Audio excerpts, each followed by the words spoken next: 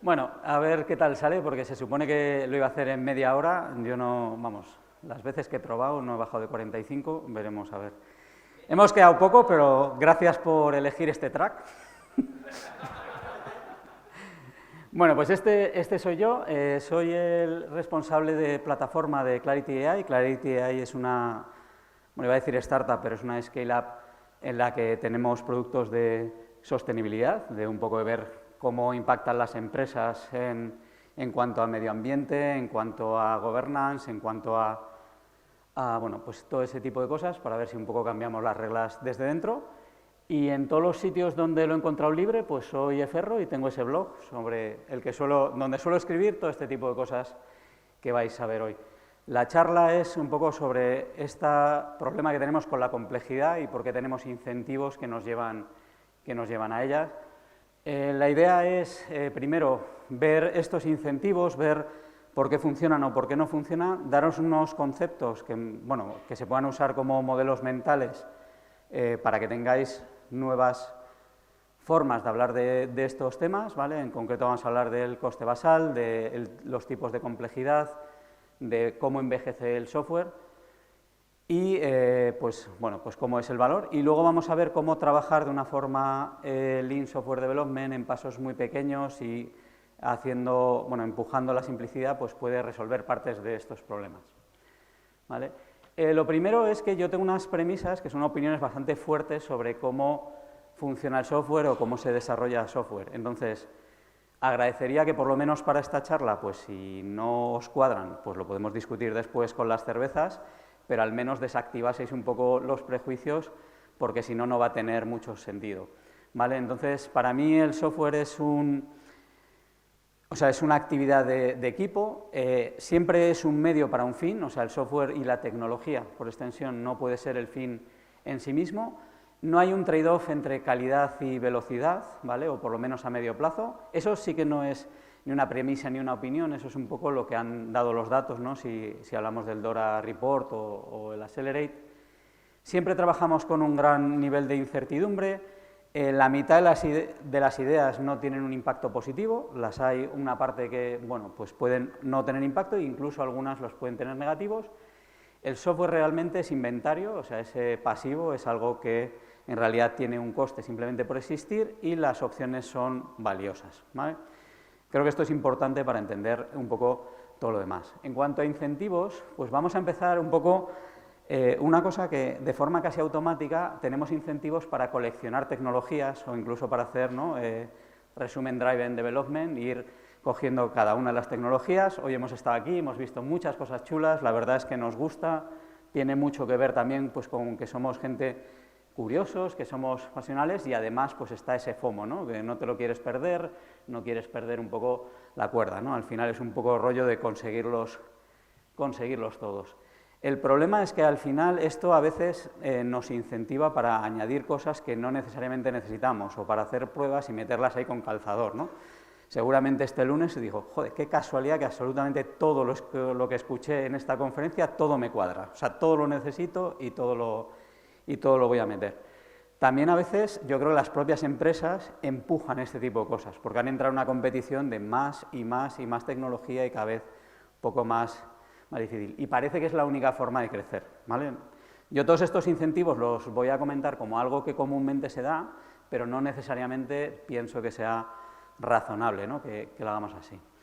Por otro lado, hay otra cosa que sucede quizás más en Big Tech, que es el tema de tenemos que resolver problemas. Tenemos que resolver problemas y tienen que ser complicados. Y si ya estamos a un nivel de Staff Engineer Principal y demás, es un poco lo que toca y tenemos ese incentivo para hacerlo. Y esto genera el síndrome de uno más, ¿no? Uno más lo que sea, ¿no? Uno más, un framework más, quien no ha hecho 50 frameworks pues para lo que se os ocurra, una base de datos distribuida, un scheduler, lo que sea, ¿no? Es este síndrome de estar venga haciendo cosas y venga a reinventar la rueda, lo necesites o no lo necesites.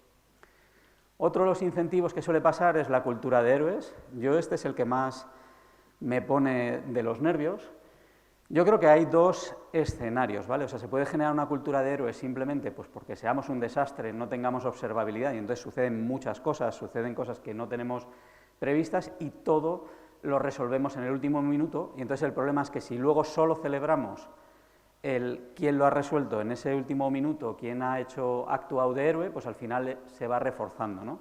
Y se refuerza hasta un punto en el que empezamos a funcionar, ¿no?, como los bomberos pirómanos, ¿no? O sea, básicamente plantas un fuego para luego delante de todos decir, joder, a las 3 de la mañana yo solventé, no veas tú qué drama, ¿no? Todo es una épica, todo es una sensación de mensajes en el que resolverlo todo en el último minuto es bastante importante. También tenemos que ver que incluso los libros siempre son historias de esas, ¿no?, de estar al borde de la muerte y de repente la startup y pivota y hicieron ahí durante 3 semanas seguidas todos durmiendo debajo de eso, y al final eso es lo que vende, ¿no? Y al final se generan culturas en las que lo que no se refuerza es la gente que está previniendo que pase eso, que se baje el nivel de drama. Y esto tiene consecuencias. Esta cultura de héroes tiene la consecuencia de que no se evitan un montón de problemas que se podían haber evitado, que genera una cantidad de estrés brutal. O sea, ¿cuánta gente habéis visto que se ha quemado en nuestra profesión por todo este tipo de cosas? Incentiva además a que siempre seamos reactivos en vez de ser proactivos, y encima devalúa totalmente todo ese trabajo, todo ese profesionalismo de ir haciéndolo poco a poco, de forma sostenible y demás. Al mismo tiempo, yo entiendo que tiene una base en la psicología. O sea, los humanos tenemos esa tendencia, ¿no?, a admirar a los héroes. Otras veces es simplemente porque hay deadlines o hay una presión que no es ni medio normal, ¿vale? Pero yo al final considero que los sitios donde se genera esta cultura es súper tóxico, ¿vale? Pero hay incentivos para hacerlo. Lo que tenemos que ver es cómo cambiarlos, ¿vale? Y por último, y yo creo que esto es casi la base, porque para mí hacer sistemas de software o gestionar, evolucionarlos, tiene que ver mucho con manejar la complejidad. Pero tenemos un gran problema, que es que la simplicidad es difícil. No nos han enseñado, en la universidad realmente lo que te dan es, bueno, pues ideas, resolver problemas, pero siempre en greenfield, o sea, nadie te ayuda a ver cómo evolucionar algo. Requiere muchísimo trabajo. Y encima, además, pues no sé, si tienes que dar 5 o 6 pasadas sobre cada una de las cosas, parece que, ¿y por qué no lo has hecho bien a la primera? Digo, pues no, porque es un problema complejo, o sea, no va así, va de irlo entendiendo hasta que consigues sacar la esencia.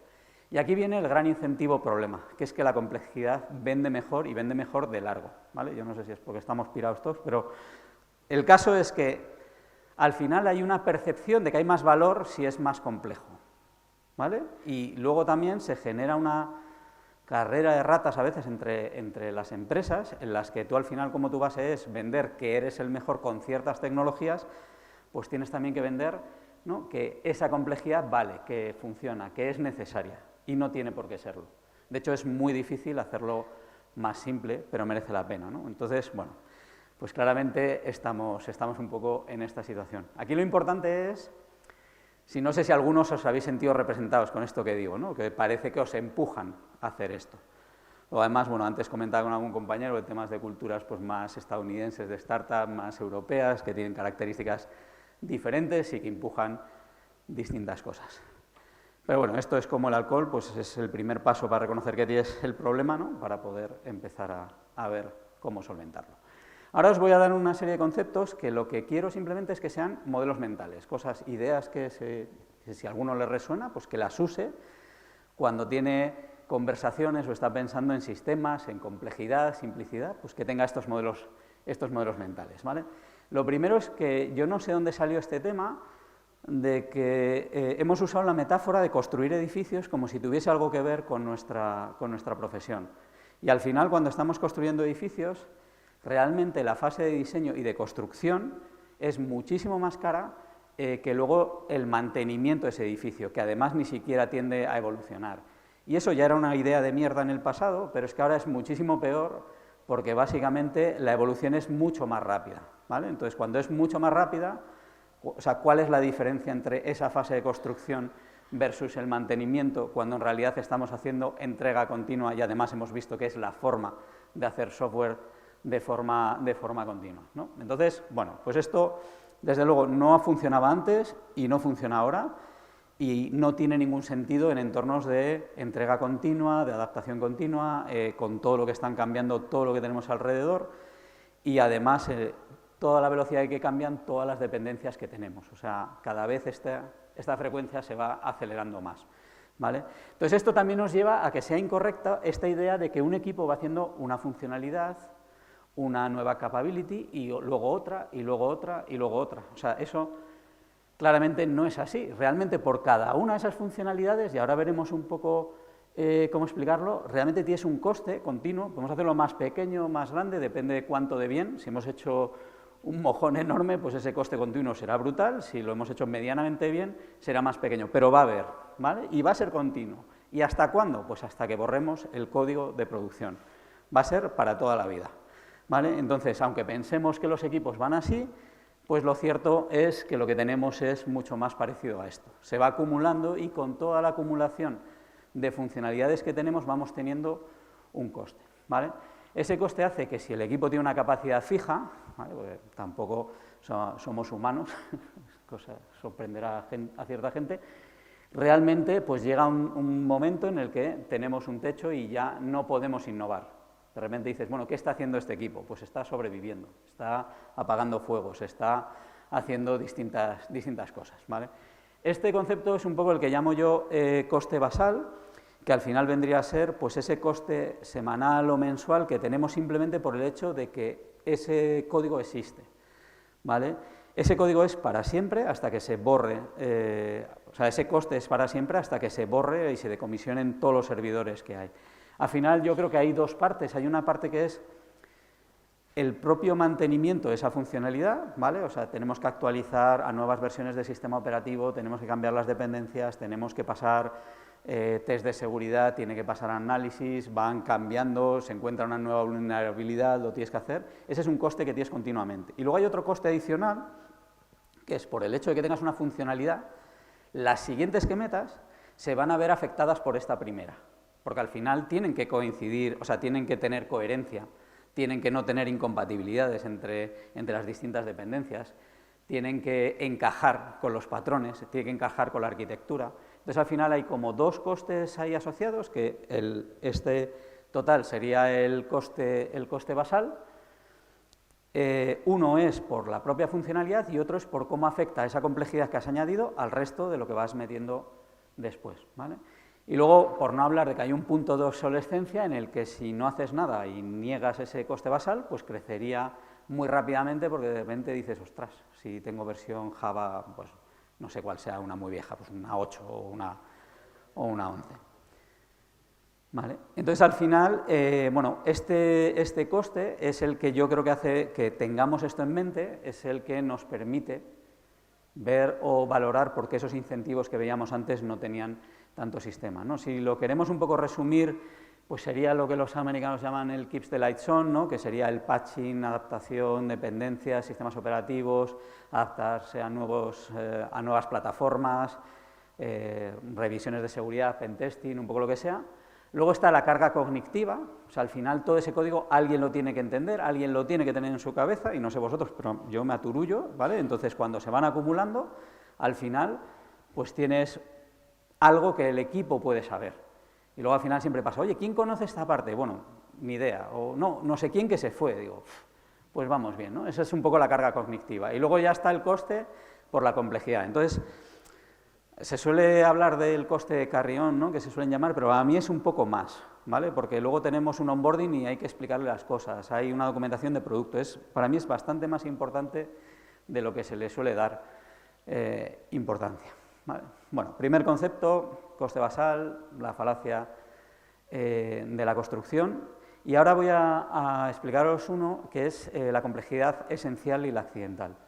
Al final, pues lo que tenemos es un espacio del problema, ese espacio, por ejemplo, pues yo qué sé, es un dominio, ¿no? Es las nóminas, pues vamos a hacer un software de nóminas. Luego hay un espacio de la solución, que al final es donde vamos a implementar o solventar ese problema de la forma que queramos, y todo eso lo vamos a dividir en pues una complejidad esencial, que al final son esas reglas de negocio, esa implementación básica, eso que no puedes quitar para que no deje de tener valor lo que estás haciendo, ¿no? En este caso, por ejemplo, si hablamos de nóminas, son todas las leyes, todas las reglas de cómo está implementado. Y luego hay una parte que es complejidad accidental, ¿vale?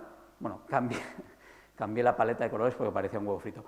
La complejidad accidental, básicamente, lo que son todos esos side effects de las decisiones que has tomado en la parte más esencial, pero que no las puedes quitar, ¿no? Al final tienes software, estás grabando los datos, pues igual tienes que usar un ORM o tienes que usar... Pero esos son abstracciones o son cosas que añadimos nosotros porque no hemos sabido hacerlo de otra forma, ¿no? Y eso no se puede quitar del todo, pero siempre tenemos que intentar minimizarlo, ¿vale? Entonces, en esta parte, según vamos evolucionando el sistema, lo que podríamos entender es que lo esencial es lo que tiene valor, es lo que le vale realmente al cliente, y lo demás es desperdicio, en el sentido lean de desperdicio, ¿no? Es waste. Si vamos evolucionando el sistema, al final van cambiando las formas, vamos añadiendo más funcionalidades, e incluso llegará un momento en que tengamos funcionalidades que en su día tuvieron sentido, pero ya no lo tienen, ¿no? Estamos haciendo un programa de nóminas, han salido nuevas leyes y eso te invalida otras leyes, ¿no? O estábamos en un país, nos hemos ido de ese país, entonces realmente deberíamos quitar todo ese software que se encargaba de eso, ¿no? Entonces, esas son las funcionalidades que están deprecadas, obsoletas o como lo queramos llamar. Realmente, por definición, eso no es más que desperdicio, ¿vale? Entonces, en ese momento tenemos todo eso, como, yo qué sé, la gente no quita el código muerto porque total, ¿para qué? Eso no molesta, eso está ahí, no te preocupes de eso, pero luego le tienes que hacer el onboarding a una persona y no sabes explicarle ni el 10% de las líneas de código porque todo lo demás es morralla que ha ido surgiendo por ahí y nadie ha quitado, ¿vale? Entonces, lo que tenemos que entender es que todo eso es desperdicio. Y esto lo que encaja ahora es con el concepto de coste basal, porque el problema es que al coste basal le da igual qué tipo de complejidad sea, ¿vale? En realidad es todo, el huevo frito ese, pues todo es proporcional el coste basal que tenemos, ¿no? Entonces, al final, de lo que se trata es que tenemos que reducir de forma proactiva, tenemos que borrar código, tenemos que eliminar toda esa mierda, toda esa complejidad que nos hemos pasado de rosca, e incluso, según vamos aprendiendo formas mejores de hacer, también tenemos que simplificar. Al final, de lo que se trata es de que toda la parte accidental sea lo mínimo posible. ¿Por qué? Pues porque tenemos este coste basal. Si negamos ese coste basal, pues dirías, ¿qué más da? ¿No? Es código muerto, ¿a quién le molesta? ¿A ti te molesta? Pues, ¿para qué? ¿No? Entonces no lo quitamos, aquello crece, y al final pues acabamos todos pues quemados o con todo en la cabeza llena, ¿vale? Otro concepto que os quería decir es cómo envejece el software, ¿vale? Entonces, el software realmente pues no envejece como los buenos vinos, es un poco más rollo leche, ¿vale? O sea, se pudre, no hay quien lo trague, y básicamente antes eso tardaba tiempo en pasar, y eso es real. O sea, antes pues podía tardar, pues no sé, 5 años, 10 años, o sea, hay aplicaciones, pues yo qué sé, estabas ahí en entornos mucho más sistemas de información que no cambiaban tanto y, bueno, pues tardaba, había una necesidad de evolucionarlo, pero podían ser bastante estáticos. Pero claro, en el entorno en el que estamos ahora, cada vez necesitas más dependencias, cada vez tienes más conexiones con servicios de terceros, con SaaS, que vas cogiendo muchísimas más librerías open source. O sea, yo creo que os habréis dado cuenta que antes, bueno, me acuerdo en C++ que usabas 2 librerías para empezar, porque no había más, ¿vale? Y ahora, ¿cuántas usas? O sea, ¿cuántos servicios de tercero usas? ¿Cuántas librerías? Y cada una de ellas cambia a un ritmo que tú no controlas. O sea, lo controla otra gente y cambia todo el tiempo. O sea, cada cuánto salió una versión de sistema operativo, cada cuánto sale ahora. Entonces, ese es el problema que tenemos, que cambia a una velocidad que antes no tenía tanta importancia, pero cada vez la tiene más, ¿vale? Entonces, el único software que no necesita estar constantemente en movimiento es el software que nadie usa, ¿vale? Y por último, el último concepto, modelo mental que quería que os quedaseis a la hora de pensar en todo esto de complejidad es el tema de valor. Entonces, al final, valor, solemos siempre pensar en incrementar revenue. Una nueva funcionalidad que se lo voy a dar a no sé quién, algo que vamos a sacar. A mí me parece una visión muy pobre de lo que es valor, ¿vale? Creo que el problema es que no balanceamos con otro tipo de valor y tenemos que defenderlo a capa y espada, bueno, pues con product managers, con cualquiera de negocio, porque al final proteger ese valor también es súper importante. Reducir el coste es súper importante. Y el que más me gusta a mí es evitar el coste. O sea, cualquier cosa que pueda yo no hacer tiene un valor brutal, ¿no? Que es evitar el coste. El problema al final que tenemos es que el valor es algo que tiene múltiples facetas, pero solo solemos usar una. Todas las discusiones están centradas en la primera, ¿vale? O en la segunda, cuando salimos en los periódicos porque nos han hackeado, ¿vale? O sea, en ese momento sí de repente todos nos preocupamos de que se pueda ir todo al garete, ¿vale? Entonces, bueno, en este contexto y con estos modelos mentales en la cabeza, quiero con una pequeña metáfora visual ver si soy capaz de explicar cómo se trabaja en pasos pequeños con Lean, ¿vale? No esperéis algo así muy detallado, no esperéis códigos, sino que todo va a este nivel de abstracción que estáis viendo, dibujitos y cosas sencillas, ¿vale? Al final, el Lean Software Development, que viene evidentemente del Lean Manufacturing, del Toyota Production System, al final pues se basa en reducir el desperdicio, amplificar el learning, decidir lo más tarde posible, hacer una entrega lo más rápidamente posible, pero esto no se basa en entregar más en el mismo tiempo, sino que lo que se basa es de entregar con muchísima más frecuencia cosas mucho más pequeñas, y todo esto solo funciona si tienes la calidad integrada desde el principio, porque si no simplemente sería un campo de minas, ¿vale? Esto requiere pues, que los equipos estén empoderados y, por supuesto, siempre optimizar la cadena de valor completa. O sea, nada de vamos a acelerar como se hace yo qué sé, pues la parte de desarrollo para que luego esté fermentando un par de semanas en QA. Eso no tiene ningún sentido. Siempre tenemos que ver la cadena concreta. Y los que he rodeado son los que para mí son... No voy a decir que sean más importantes que los otros, que son como los más evidentes, ¿no? La idea de reducir el desperdicio, pues yo creo que es lo que estamos hablando en esta charla todo lo posible, el hecho de decidir lo más tarde posible para poder tomar mejores decisiones y esa entrega continua y con calidad, ¿vale? Entonces, bueno, Mary Popendick, que es una de las creadoras de Lean Software Development, pues comentaba cómo construir lo incorrecto es pues una de las grandes causas de los fallos en desarrollo de producto. Yo añadiría, bueno, si ella me permite, pues una segunda causa, ¿no? Después de esta primera, que es no quitar lo que ya ha demostrado que no valía para nada. Para mí eso también es un gran desperdicio, ¿vale? El primero, desde luego, es no poderlo. Vamos a ver si visualmente se entiende cómo trabajar en Lean Software Development. Entiendo que este juego lo conocéis todos, ¿vale? Es el Tetris. Perdemos cuando llegamos arriba, ahí es cuando la carga del equipo o la cabeza del equipo o empiezan a salir por patas de la empresa pues todo el mundo, ¿vale? Ese es el game over. Y luego al final lo que vamos haciendo es bastante similar a lo que hacemos todos los días, tomar un montón de decisiones a toda leche mientras vamos teniendo conversaciones con negocio, vamos decidiendo cosas, vamos haciendo planning, vamos definiendo OKRs, un montón de cosas.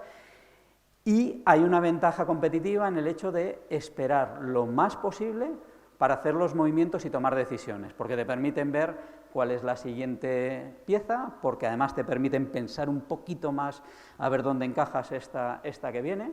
Bueno, me está generando ansiedad solo pensar en el Tetris. Pero yo creo que la metáfora es buena, ¿no? Y entonces lo que queremos aquí ver es cuál es la forma de jugar que tiene más sentido, ¿no? Entre el de la derecha y la izquierda, ¿no? El que tiene piezas mucho más grandes y piezas mucho más pequeñas, ¿vale? Pues entonces, si lo vemos así, y como hemos comentado en las premisas, por definición, la mitad, o sea, en el juego del Tetris, pues todos los huecos, ¿vale?, es desperdicio, porque nos están quitando espacio hacia arriba y es desperdicio puramente. Aparte de esto, tenemos la parte de todo lo que no hemos acertado o lo que no hemos conseguido dar con la tecla de que era lo que necesitaba el cliente, ¿no? Eso es desperdicio, es lo que hemos visto antes, son las funcionalidades o bien que tuvieron sentido y ya no tienen, o bien que las sacamos a producción y resultó pues, que no tuvieron el impacto que nosotros estábamos esperando, ¿no? Esa es la parte azul. Lo importante es que realmente, por la definición, ¿no?, de Lean, eso es desperdicio también, porque simplemente es complejidad adicional que tenemos, ¿vale? Entonces, en este escenario yo creo que es más que evidente que la cantidad de desperdicio que vamos generando, pues a la izquierda, con las piezas muy grandes, ¿no?, tomando decisiones, haciendo entregas súper grandes, ¿no?, los plannings a un Q, tomando decisiones muy gordas en vez de entregar poco a poco, tiene muchísimo más desperdicio, ¿vale? Al final yo creo que visualmente eso pues encaja muy bien. Al final, entonces, ¿qué es Lean? Pues es un equipo en el que trabaja dando pasos muy, muy pequeños, reduce todo lo posible el waste, y eso incluye, si no hemos acertado, quitamos lo que sobra, si algo ya no tiene sentido, lo quitemos. Decidimos lo más tarde posible, y para decidir lo más tarde posible tienes que mantener las opciones abiertas, tienes que trabajar en pasos pequeños, tienes que hacer decisiones que sean fácilmente reversibles, ¿vale?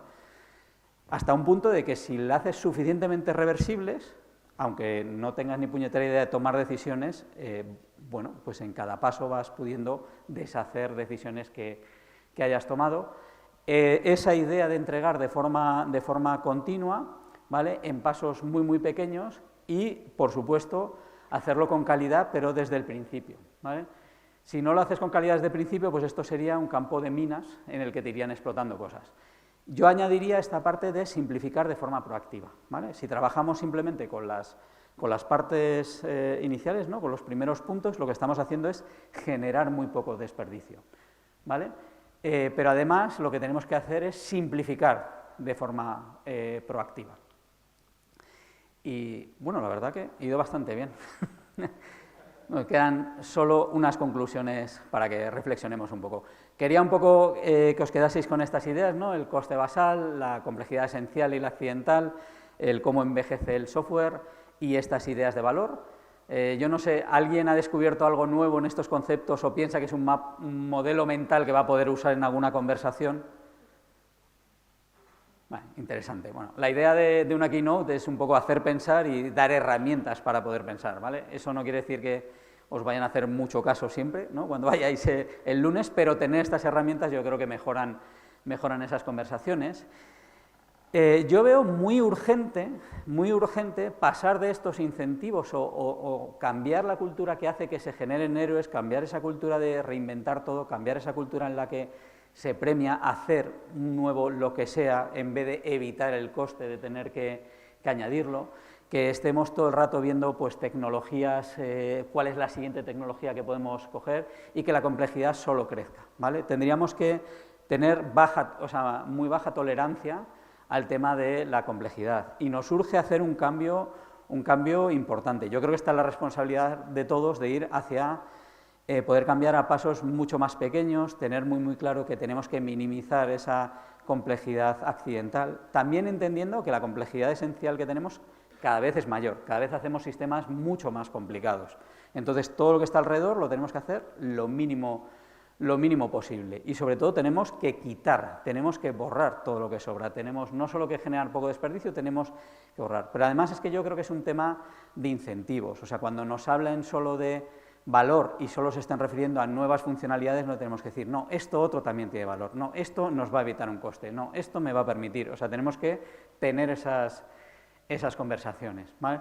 Entonces, al final, toda la idea es conseguir tener un flow continuo con un nivel de drama mucho más pequeño del que tenemos ahora, ¿no? Que no sea esa épica, no sea todas esas historias. Al final no somos monos codificadores, no nos pagan por líneas, o no deberían pagarnos por líneas, ¿vale? Porque en algunos sitios encuentras de todo, y en realidad lo que nos pagan es por manejar un poco esta complejidad, ¿vale? Me imagino que este tipo de incentivos pues, a McKinsey pues, les sentarán como un tiro, pero nos da un poco igual porque tampoco tienen mucha idea de hacer software, ¿vale? Entonces, al final se trata de poner los buenos incentivos, detectar cuáles lo tenemos o intentar cambiar esa cultura y simplificar, pero hacerlo de una forma proactiva, ¿vale? Bueno, supongo que conocéis a este señor.